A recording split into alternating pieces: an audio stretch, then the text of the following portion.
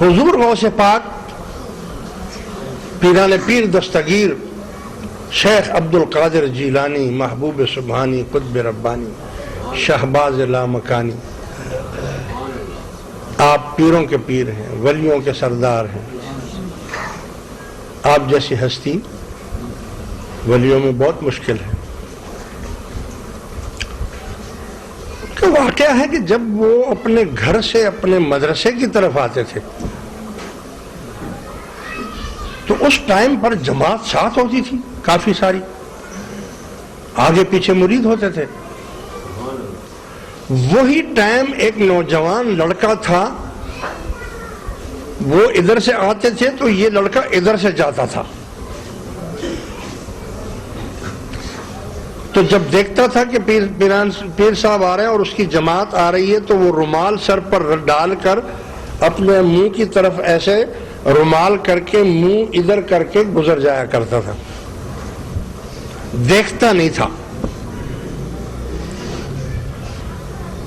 جب انہوں نے دیکھا تو جماعت والوں کو غصہ آیا. انہوں نے کہا پتہ نہیں اپنے آپ کو کیا سمجھتا ہے، دیکھو حضور غوث پاک کی سے اپنی شکل کو چھپاتا ہے اور دیکھتا نہیں ہے ان کی طرف. چینی گوئیاں ہونے لگی کہ اس کو ماریں گے، یہ ہمارے پیر کی شان میں گستاخی کرتا ہے، دیکھتا نہیں ہے، منہ چھپاتا ہے. آپ تک خبر پہنچی.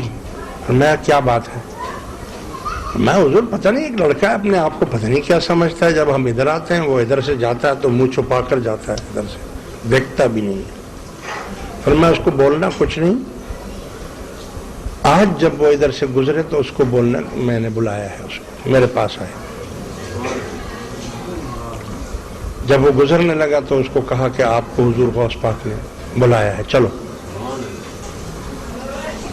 اس نے کہا اچھا جی میں آ رہا ہوں. چلا آ گیا. آ کر ہاتھ جوڑ کر آنکھیں نیچے کی ہوئی ہیں، قدموں میں آ کر بیٹھ گئے. جی حضور کیا خدمت ہے میرے لائق؟ آپ نے فرمایا کیوں بھائی تمہیں ہماری شکل اچھی نہیں لگتی؟ فرمایا حضور یہ کیسے ہو سکتا ہے کہ آپ کی شکل ہمیں اچھی نہ لگے، آپ تو محبوب سبحانی ہیں. فرمایا پھر جب ہم ادھر سے گزرتے ہیں تو تم اپنا منہ کیوں چھپا لیتے ہو؟ فرمایا کہ حضور میں اس لیے منہ چھپا لیتا ہوں، اس وجہ سے نہیں کہ خدا نخواستہ آپ کی شان میں گستاخی کرنا چاہتا ہوں، صرف اس لیے کہ میں جہاں سے بیعت ہوں میرا مرشد ایک گمنام شخص ہے، یعنی وہ اتنا مشہور نہیں ہے اور وہ گوشہ نشین ہے، گوشے میں رہتا ہے، مگر میں اس سے بیعت ہوں، میں نے اس سے بیعت کر لی ہے. اب جب میں یہاں سے گزرتا ہوں تو طریقت کا یہ اصول ہے کہ میں دنیا میں اپنے پیر جیسا کسی کو نہیں مانتا. جو میرا مرشد ہے اس جیسا میں کسی ولی کو نہیں مانتا. تو میں اس لیے منہ چھپا لیتا ہوں کہ کہیں خدا نخواستہ آپ کا جلال دیکھ کر، آپ کا جلوہ دیکھ کر، آپ کی جماعت دیکھ کر، آپ کی کرامتیں دیکھ کر، آپ کا یہ دبدبہ دیکھ کر کہیں میرے دل میں کہیں ایسی یہ بات نہ آ جائے کہ آپ میرے مرشد سے بڑے ہیں یا میرے مرشد سے زیادہ اچھے ہیں. اس لیے میں منہ چھپا کر چلا جاتا ہوں تاکہ میرے دل میں کوئی ایسی بات نہ آ جائے. تو آپ نے فوراً اس کو گلے لگایا، اس کا ماتھا چوما اور اپنے مریدوں کو کہا کہ اگر کسی نے طریقت کا سبق سیکھنا ہے تو اس لڑکے سے سیکھو. یہ بہت صحیح بات اس نے کہی ہے. عزیز دوستو، مرشد بڑا نہیں ہوتا، پیر بڑا نہیں ہوتا، عقیدہ بڑا ہوتا ہے. آپ کا عقیدہ، جتنا آپ کا عقیدہ ہے سمجھو آپ کا اتنا ہی فیض ہے. آپ کے اندر جو عقیدہ ہے وہی آپ کا فیض ہے. کیوں؟ کہ ساری بات دار و مدار تو عقیدے پر ہے. ارے بھائی پیر تو محمد الرسول اللہ صلی اللہ علیہ وسلم تھے، مگر مرید تو ابو جہل تھا. ہاں اس کو تو فائدہ نہیں پہنچا، ابی لہب کو فائدہ نہیں پہنچا، ولید بن مغیرہ کو فائدہ نہیں پہنچا.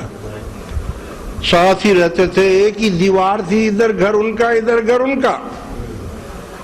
آتے جاتے بھی دیکھتے تھے آپ کو، آپ کے اخلاق کو بھی دیکھتے تھے، آپ کی نبوت کو بھی دیکھتے، سب کچھ تو دیکھتے تھے، مگر فائدہ نہیں پہنچ سکا ان کو. کیوں؟ کہ پیر تو بہت کامل تھا. پیر تو ایسا کامل تھا جو چاند کو انگلی سے 2 ٹکڑے کر دیتا تھا. پیر تو ایسا کامل تھا کہ کنکریوں سے کلمہ پڑھوا دیتا تھا. پیر تو اتنا کامل تھا کہ کھجور کی چھڑی کو تلوار بنا کر دے دیتا تھا. پیر تو اتنا کامل تھا کہ کھارے کنویں کے اندر لعاب مبارک پھینکا تو پانی کو میٹھا کر دیا. مگر ابو لہب اور ابو جہل کو فائدہ نہیں پہنچ سکا، کیونکہ عقیدہ نہیں تھا. اگر عقیدہ کامل ہو تو خدا کی قسم بہت سے مرید ایسے ہیں جن سے خود پیروں کو فائدہ پہنچتا ہے. مرید سے مرید پیر کو فیض دیتا ہے. پیر میں کچھ نہیں ہے مگر مرید کا یقین کامل ہے، اور اس کی جو یقین کامل کے ساتھ جب وہ ہے تو خدا کی قسم ایسے مرید سے پیر کو فائدہ پہنچ جاتا ہے. ایک بادشاہ شکار کے لیے جنگل میں گیا ہے، فوج پلٹن ساتھ ہے، شکار کھیلنے گیا ہوا ہے. راستے میں دیکھا کہ ایک شخص چلا آ رہا ہے، چوری کر کے سر پر گٹھڑی باندھ کے آ رہا ہے آگے سے. اس نے جو دیکھا کہ بادشاہ اور فوج ہے، اب تو مجھے پکڑ لیں گے، چھوڑیں گے نہیں. اس نے جلدی سے وہاں مسلح بچھا کر، نہ کپڑا بچھا کر، نہ وضو کیا نہ کچھ کیا، اللہ اکبر کر کے نماز پڑھنا شروع کر دیا. نماز پڑھوں گا، یہ لوگ گزر جائیں گے تو پھر چلا جاؤں گا. بادشاہ جو کافی عرصے سے پیر کی تلاش میں تھا، اس کو کوئی پیر پسند نہیں آتا تھا. جہاں بھی جاتا تھا اس کو مزہ نہیں آتا تھا، کہتا تھا نہیں یار، پیر ہوتا نا انسان کا. اور پیری مریدی ہوتی بھی اسی جگہ ہے جہاں پر دل مطمئن ہو جائے. اگر دل مطمئن نہیں ہے تو کبھی بیعت نہیں کرنی چاہیے. قلب مطمئن ہو جائے تو پھر وہاں سے بیعت کریں. لو جی وہ نماز پڑھنے لگ گیا. بادشاہ نے دیکھا کہ یار میں پیر کی تلاش میں اتنے عرصے سے ڈھونڈ رہا ہوں، مجھے کوئی پیر ملتا ہی نہیں ہے. یہ کتنی بڑی شخصیت ہے کہ جنگل بیابان ہے، اور اس جنگل بیابان میں یہ اکیلا شخص نماز پڑھ رہا ہے. نہ جھوپڑی ہے، نہ مٹکا ہے، نہ پانی ہے یہاں پر، اور یہ اللہ کی یاد میں لگا ہوا ہے. ہو نہ ہو پیر کامل تو یہ کوئی اللہ کا ولی ہے. بادشاہ آ کر اس کے پاس بیٹھ گیا. یہ نماز پوری کرے تو میں اس سے بات کروں. وہ دما دم نفل پڑھتا ہے، پھر 2 رکعت، پھر 4 رکعت پڑھتا ہے، جلدی جلدی کے ٹائم گزرے. اس نے دیکھا بادشاہ تو بیٹھ ہی گیا، اب کیا کروں. نفل پڑھتے پڑھتے بھی تھک گیا. سلام پھیر کر بولا بھائی کیا بات ہے، آپ کیوں بیٹھے ہیں یہاں پر. وہ قدموں میں گر گیا، حضور میں آپ کا غلام، مجھے کافی عرصے سے پیر کی تلاش تھی، مجھے مرشد نہیں ملتا تھا، آج مجھے اللہ نے مرشد دے دیا. میں آپ کا مرید ہوں، آپ مجھے تلقین کریں. میں آپ کو اپنا مرشد مانتا ہوں۔ چور نے کہا بھائی میں کیسے آپ کو مرید کروں، میں نہیں کسی کو مرید کرتا۔ بادشاہ نے کہا کرو یا نہ کرو، میں جاؤں گا تو نہیں، میں تو اب آپ کا غلام بن گیا ہوں۔ چور نے سوچا یار یہ میرا پیچھا تو چھوڑ نہیں رہا ہے۔ آخر کار تنگ آ کر اس نے اس کو کہا بادشاہ سلامت، سچی بات بتاؤں؟ دیکھو ناراض نہیں ہونا، سچی بات بتا رہا ہوں، میں کوئی پیر ویر نہیں ہوں، دراصل میں تو چور ہوں۔ یہ تو میں چوری کر کے بھاگ رہا تھا، تم لوگوں کو دیکھ کر میں چھپنے کے لیے میں نے یہ بہانہ بنایا، خدا کے لیے میری جان چھوڑو، اگر یہ سامان چاہیے تو یہ رکھ لو، باقی میں کیسے تم کو مرید کروں، مجھے آتا ہی نہیں ہے، مرید کرنا ہی نہیں آتا ہے، مجھے کیا پتا ہے مریدی کیا ہوتی ہے، مجھے معاف کر۔ بادشاہ نے کہا اب تو میرا یقین اور بھی پکا ہو گیا، جو اللہ والے لوگ ہوتے ہیں وہ ایسے ہی بولتے ہیں، وہ یہی بولتے ہیں، اب میں نہیں چھوڑوں گا۔ چور نے سوچا کہ یار اب جان تو چھوٹے گی نہیں، بولا اچھا جو میں بولوں گا وہ کرو گے؟ جی کروں گا۔ پہلے تو اپنے باڈی گارڈ کو، ان کو سب کو، فوجیوں کو بولو یہ یہاں سے چلے جاؤ۔ اس نے آرڈر دیا بھائی سب چلے جاؤ۔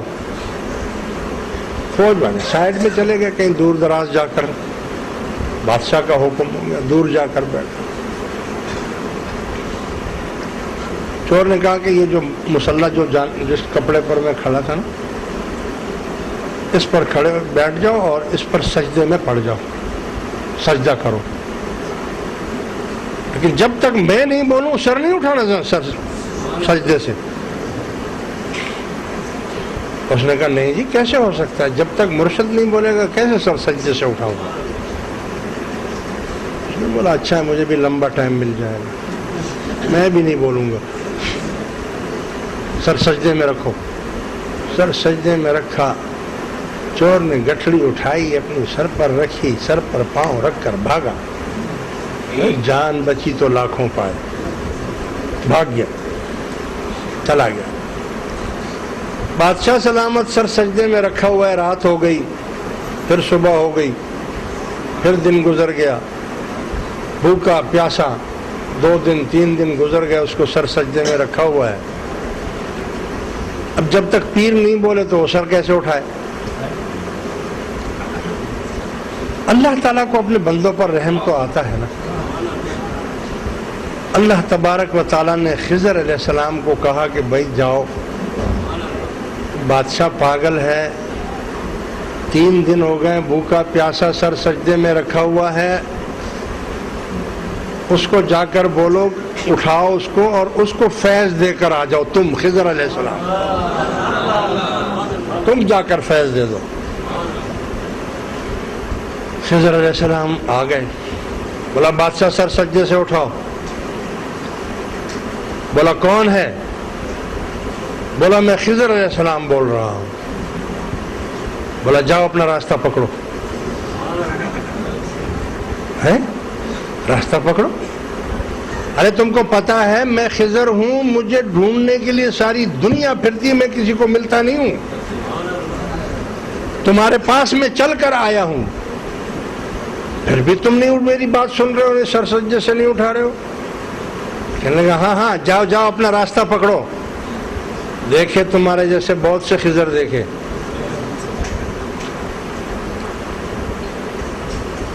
جب تک بکا نہ تھا تو کوئی پوچھتا نہ تھا، تم نے خرید کر مجھے انمول کر دیا۔